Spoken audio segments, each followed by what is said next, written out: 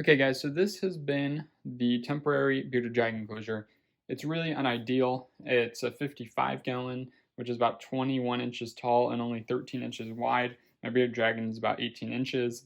I adopted it, and I will be setting it up in an enclosure, a custom enclosure equivalent of a 75 gallon at some point.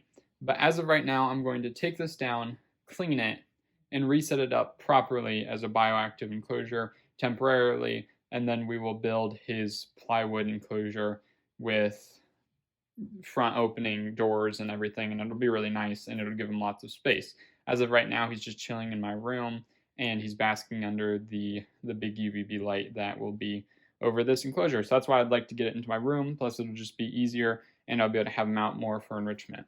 So with this enclosure, I originally was doing paper towels, but then I switched it to substrate just because I thought it would be a little bit easier. Problem with that is the substrate's really dusty, which is very unideal because that kind of makes him, ingest dust, and you don't want that to happen. So that's very unideal, as well as I didn't clean off or sanitize these pieces of wood as properly as I should have. So I introduced native isopods, which is fine. I don't think I introduced anything harmful, but that's just kind of an ideal. So I'm just gonna chuck the soil outside, and then I will wash everything, and I don't think there's anything in here that we'll be reusing. And then I'll go ahead and wash this tank, wash everything here. I will, let these things cool off and stuff. And then he has this heat light, and then he has a ceramic heat emitter that goes all the time. I'm actually going to not use this anymore. I don't think it's needed because the ceramic heat emitter just keeps him warm out here. But in this room, it's my living room. In my room, it's really warm all the time because there's always other heaters going on. It just stays like a good temperature for nighttime for bearded dragons, so I don't need to have any type of nighttime heating. So you'll continue having this mercury vapor bulb, as well as a 4-foot UVB tube, as well as a 4-foot LED tube. So then he'll have his heating, his UVB, and just proper lighting and everything. And then I will just remove the stand out of here and get everything cleaned up. First, I'm gonna unplug these heat lights because they're both really hot. I'll just set them on this probably, and then they can just cool down, and then I will wipe them off and everything because they're covered in dust and whatnot. Then I will start removing everything, and then I'll go ahead and dump the tank, and then I'll clean everything.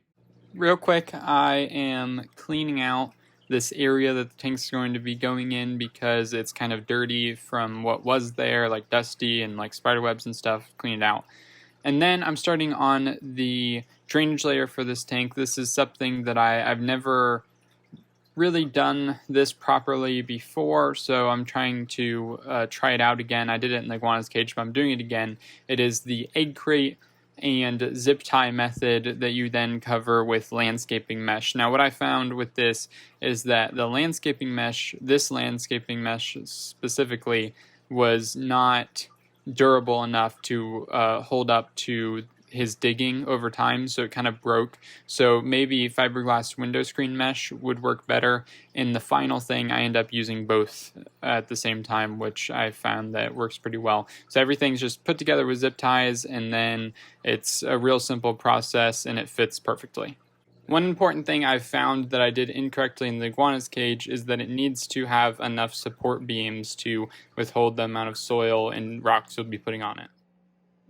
Okay, so the room is a proper mess, which means it is high time to go ahead and start the bearded dragon enclosure. So I have this, it'll look really nice, and essentially you won't really see anything but this little bit of fabric in the front and the bottom, which you just won't notice because everything else is black and it'll kind of just blend in with everything else.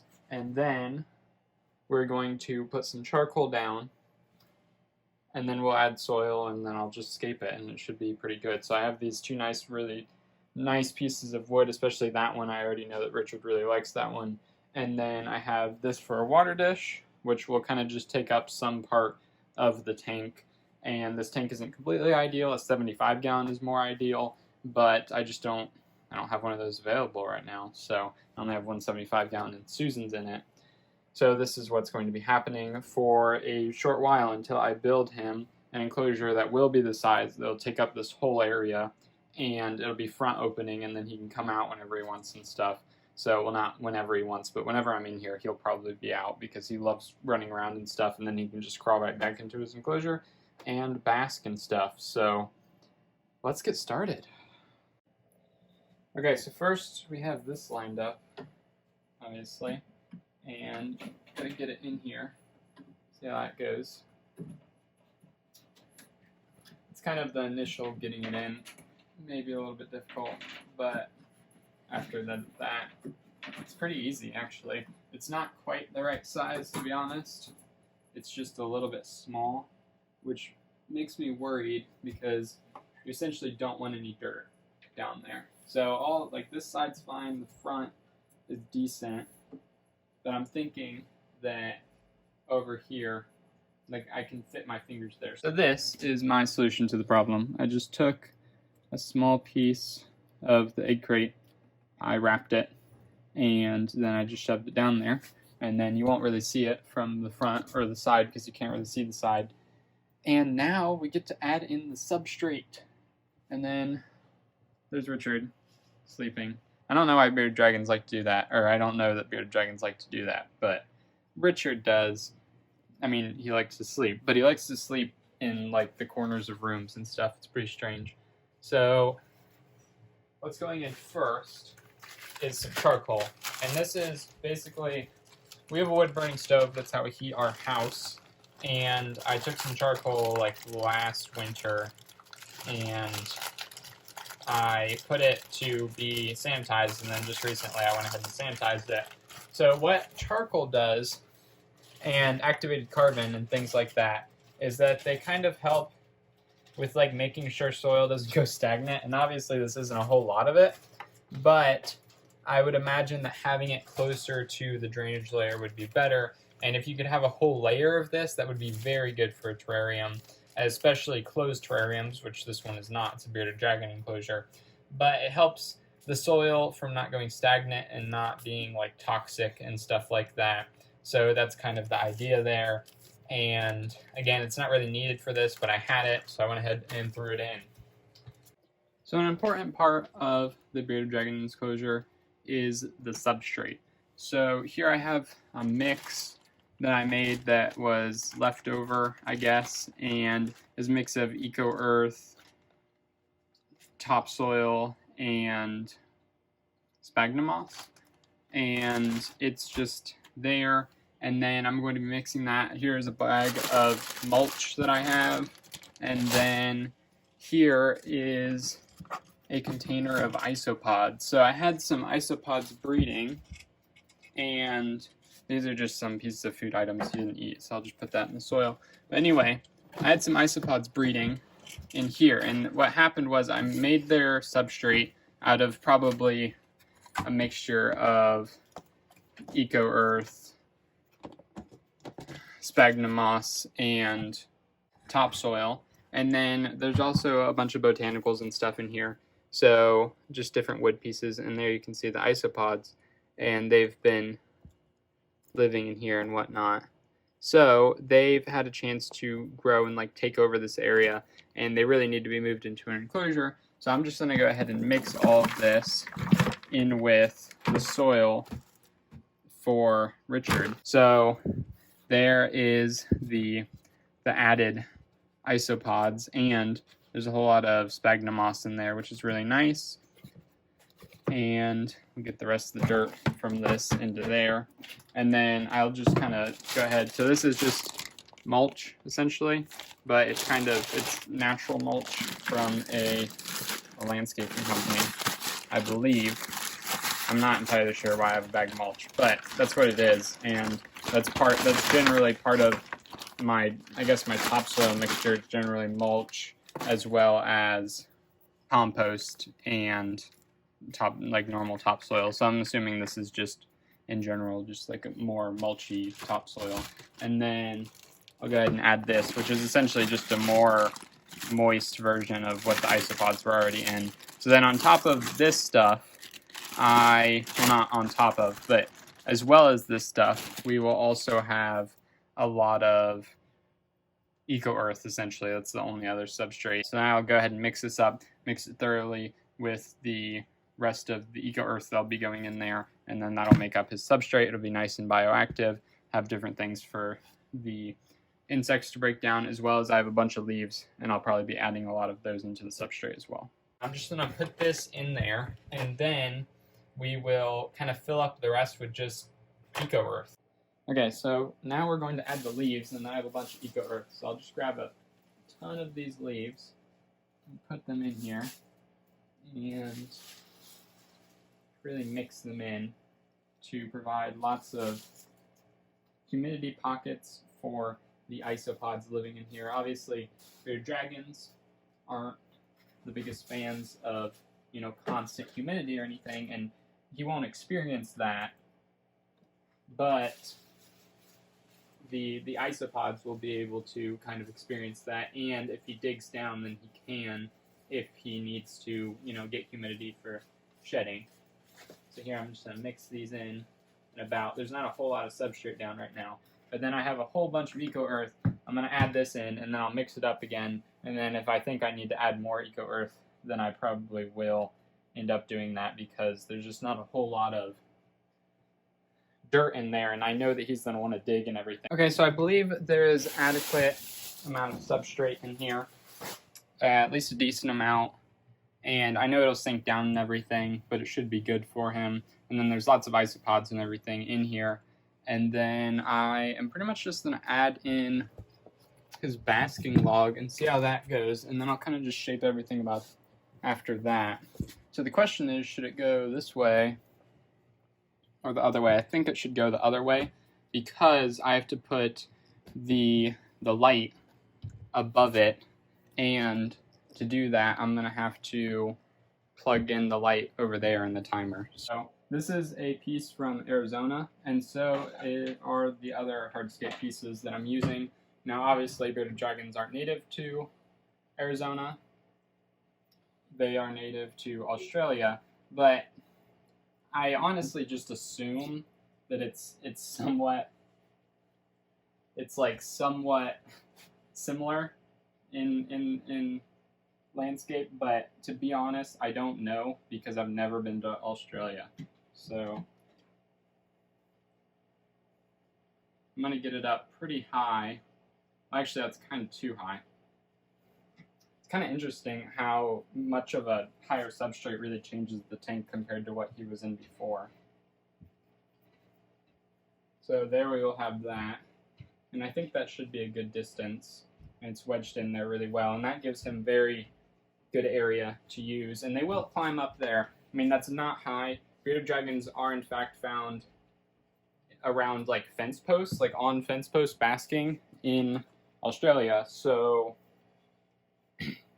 it's really not too much for him to climb up there, and he will climb a lot. Like I've seen him do that quite a bit, and that's not an issue at all. I know they're considered terrestrial, but just because an animal's like classified as something doesn't necessarily mean that's like all they can do. So I'm gonna kind of build up support to put his water dish right here, because I need to be able to get his water dish out when I need to.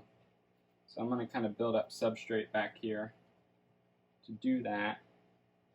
And actually, if I can, I kind of want to build a hide under it.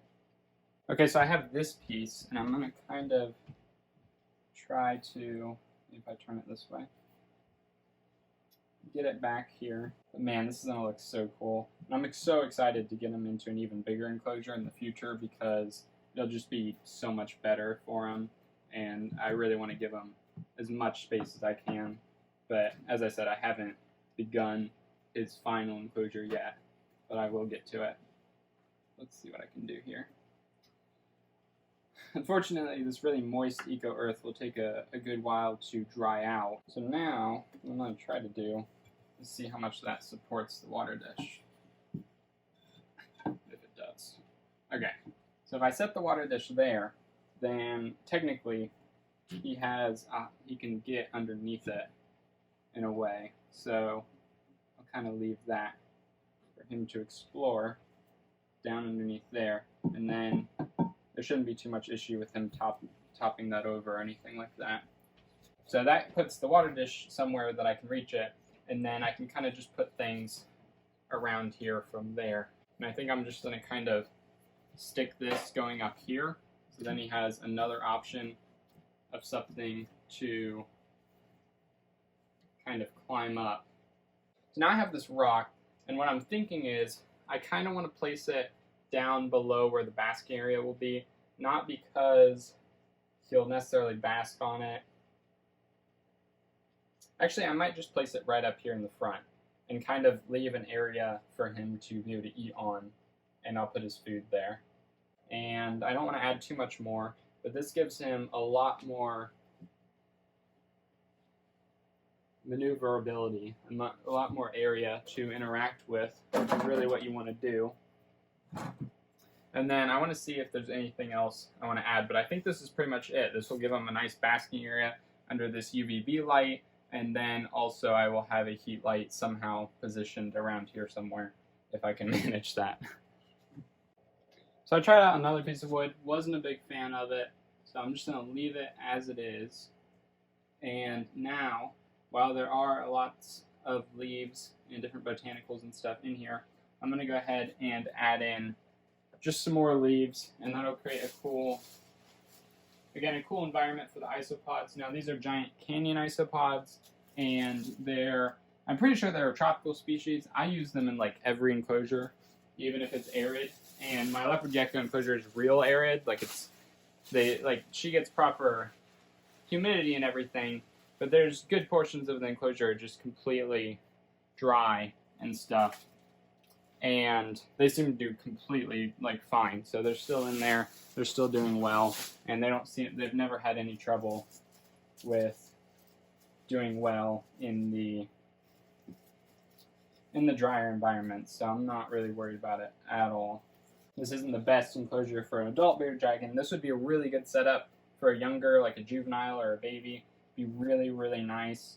And just for Richard, currently, this is pretty good as well, because it gives him lots of opportunities, as I keep saying, to kind of use different levels of the tank. So you can come on down here, you can come all the way down here, and then you can go all the way up there, and it gives him different options. So he's sleeping in the corner. I'm going to add him in, but he's probably not going to be super active. He'll probably just continue sleeping on the log. There he is. And he's kind of shedding right now, I think, somewhere. I'm just going to take him and put him right here. There you go, bud. And then we have the lid, which I hate lids like this. But as of right now, this is kind of just what I need to use. Otherwise, he'd just go on out of the enclosure.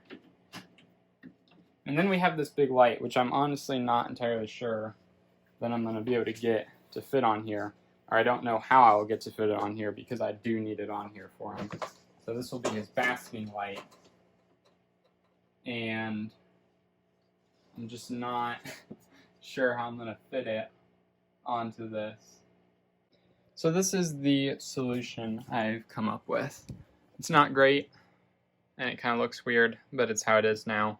So this still provides light and UVB to this area, but it's out of the way of this, which is unsightly. But again, once the final enclosure is here, you won't actually see any of the lights, because there'll be like a light chamber right here. But also, this whole area will be the enclosure, so I'll be able to do essentially this, just you won't see it. So there's a really nice basking area right there, and I can move it if I wanted to. I'll probably have it more like there. So then that provides him with real good basking opportunity right here, and then he can kind of move lower on the different things and still get UVB and everything. And then I move down this side, so then he still would get UVB and everything. And I think I'll just kind of leave it lopsided as it is. But he wants out already because he just really likes crawling around. So like I said, I'll have him out quite a lot. But I think this is a really awesome enclosure for him for the time being. And essentially the new one will just be this, just with more square footage. So it'll just be wider, so I'll have this more angled like corner going this way, and that's essentially it. The rest of it's pretty much just going to be the same. So he's been eating the isopods. He likes to go after the isopods, so that's pretty cool. He ate some that were on the rock. Okay, so I'm about to open up his enclosure to get the water, but something I forgot to mention is the hook that was used to hang this, the hole for the hook. I put something else there, so then when I need to open his enclosure, I can take this heat bulb and I can put it on that hook, and I can remove this. Ow, it's gonna be hot, so I have to wear gloves. And then I can go ahead and take off this relatively simply. It's hard to do with one hand, but I can get this off, and there we go. And that shouldn't be too much an issue for everything, and hopefully it won't melt that. But now I can go ahead and water him and do everything like that. So that is something I add, and I think that'll be helpful.